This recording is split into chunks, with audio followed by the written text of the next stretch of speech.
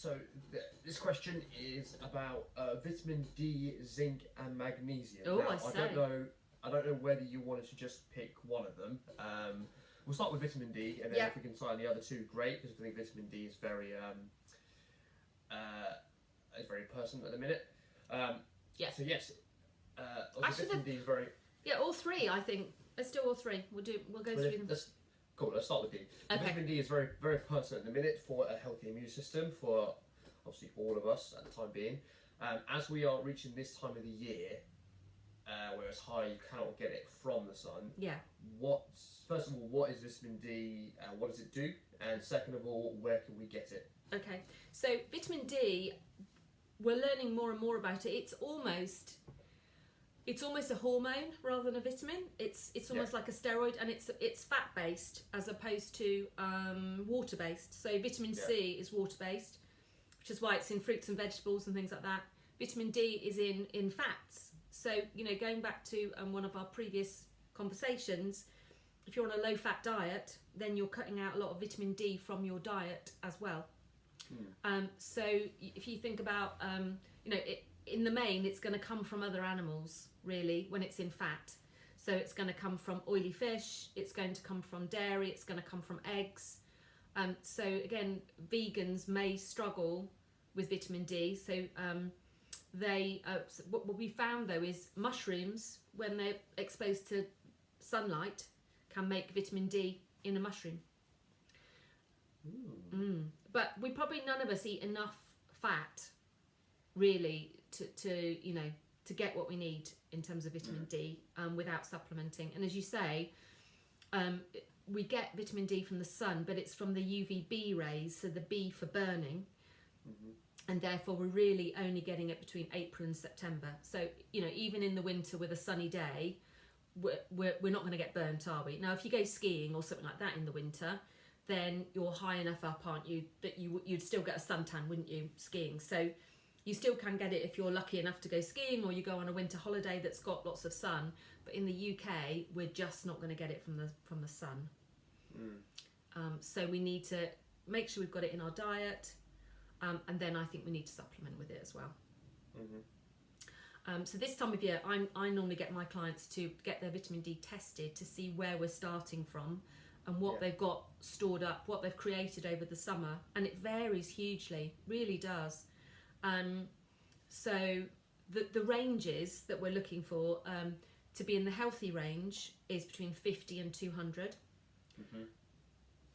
50 and to about 35, you're kind of insufficient. And below that, particularly below 25, you are deficient. And in the old days, we would have had something called rickets. Have you ever heard of rickets? Yeah. Where because vitamin D kind of holds hands with calcium to take it across from the gut into the bloodstream.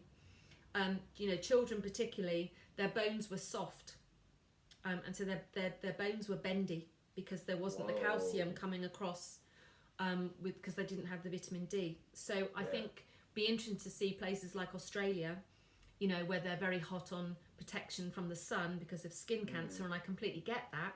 But when you're using a factor 50 in the summer, you can't get the vitamin D through your skin. Yeah. You need, what I try and do is sort of 15 minutes exposure to the sun so my skin goes pink, and then I would put my sunscreen on. Because like that pink for me means that the burning bit is working, but I don't want it to go any further. Now, someone your skin colouring, you might need 30 minutes.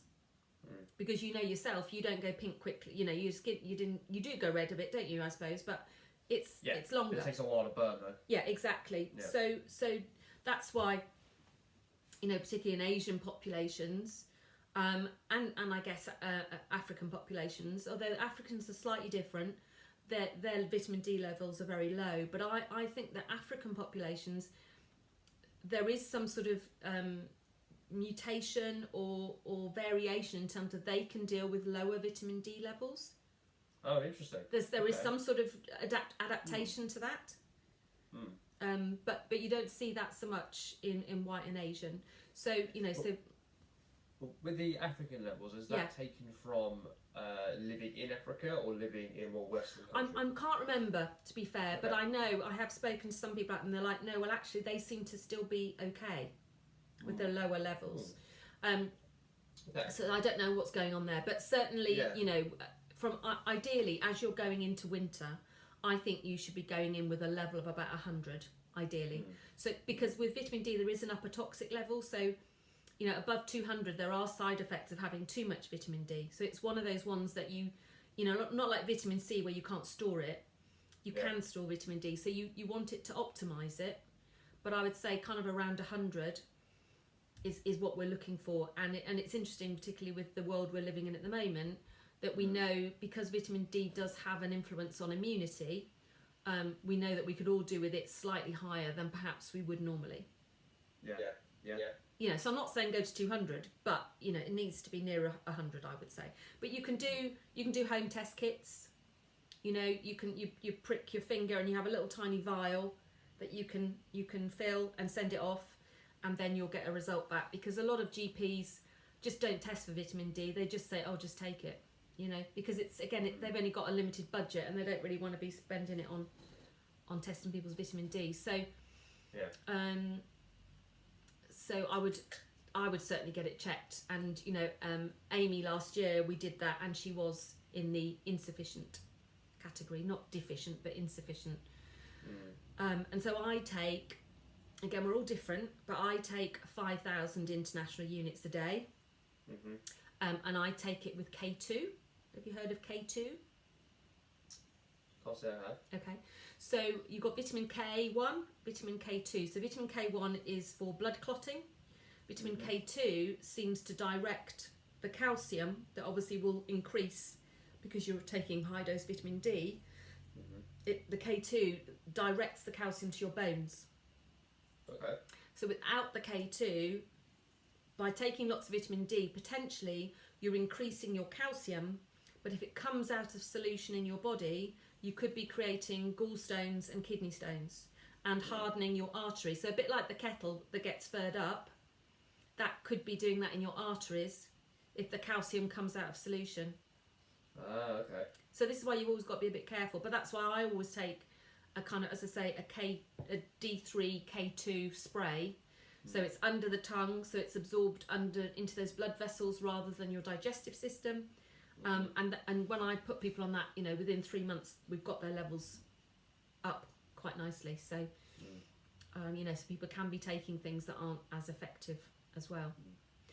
But you mentioned zinc and magnesium as well. Now, some people, they're taking loads of vitamin D and it's not working. They're not improving their levels.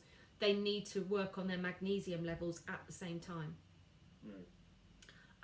So tell me what you know about magnesium and you know what you understand magnesium's uses. I'm testing you now. The main thing I understand about magnesium is for muscular recovery and for so and part of the building blocks to make muscle in the first time. Yeah. That's about it. That's okay, fair enough. I really know no, that's good. Yeah. So magnesium is kind of one of these ones that is a cofactor for a lot of things. So it's needed to help other things.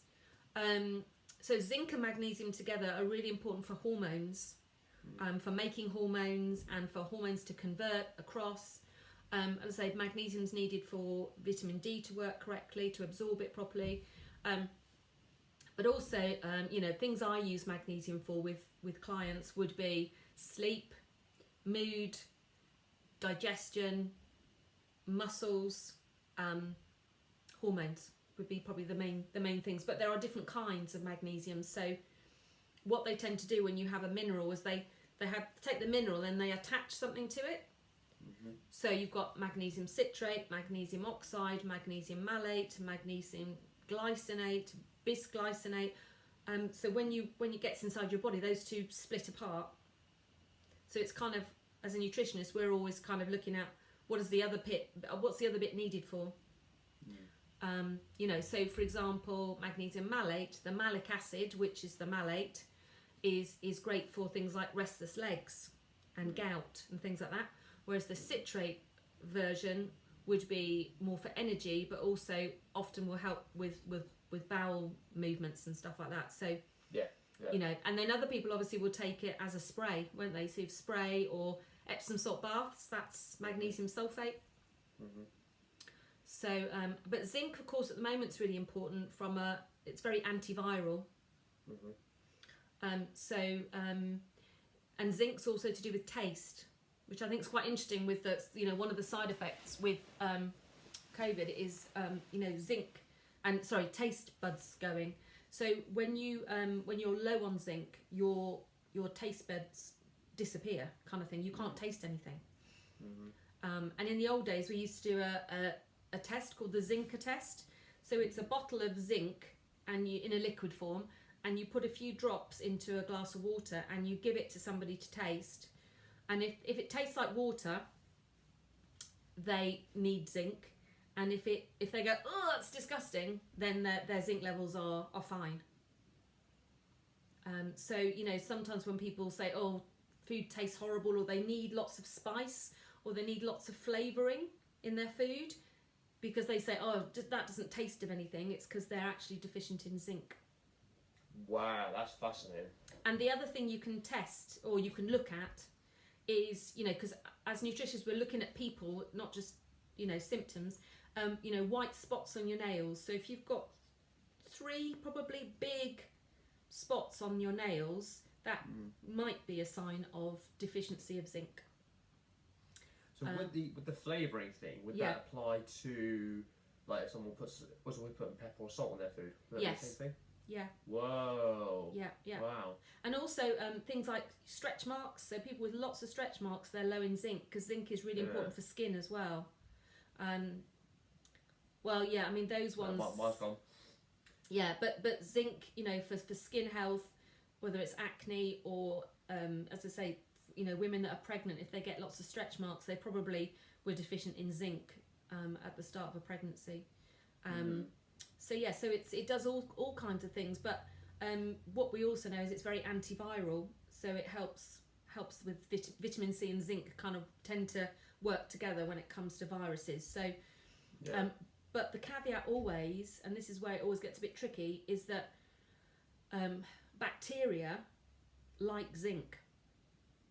So if someone has a bacterial infection, they shouldn't really be taking a supplement with zinc in it, because actually bacteria thrives on zinc. So this is where, you know, when people are, you know, let's say someone's got a chesty cough. I'm not talking about a dry cough, but like a chesty cough. That could be a viral infection, but equally it could be a bacterial infection. And that's where you've got to be a little bit careful with zinc. You know, because actually, is it making the infection worse because it's a bacterial one? Whereas if it was a viral one, then obviously it would be helping to get rid of it. So... Of course, yeah. And there is some hypothesis around, you know, some people with eating disorders. And obviously I know eating disorders are very complex. And I'm not saying it's as simplistic as this. But there is some thought around low zinc also contributing to the fact they don't want to eat, because nothing tastes of anything. So as part of a recovery, you would be also looking at their zinc levels to see whether, as part of what you were doing, because I know it's really a complex thing, but part of it may be to look at, well, is part of the problem that food doesn't taste of anything or tastes horrible. You know, so actually by consuming that one vital ingredient, you actually have you wouldn't have the, you know, anorexia or bulimia or anything like that. Obviously, as you say, it is very complex. It's far more complex than that, but it's just like one little part of the jigsaw, you know, that might just help support someone to get better. And as I say, particularly, you know, people that are kind of fussy eaters, or people who, as I say, you know, want to put a lot of sauces or spice or whatever through their food. It's sometimes because actually their taste buds aren't really working as they ought to be. So yeah, and in terms of foods, let's just quickly touch on that before we finish. Pumpkin seeds, sunflower seeds, so all the seeds, because seeds, you know, they are ready to create new life, aren't they? Seeds. So they have loads of minerals in them ready to burst forward. So seeds would be something I would think about. Also seafood and fish, good sources of zinc. Sesame seeds and other things. So things like tahini that would be in hummus would be a good source of zinc. So you know, so they can be kind of hidden in your food.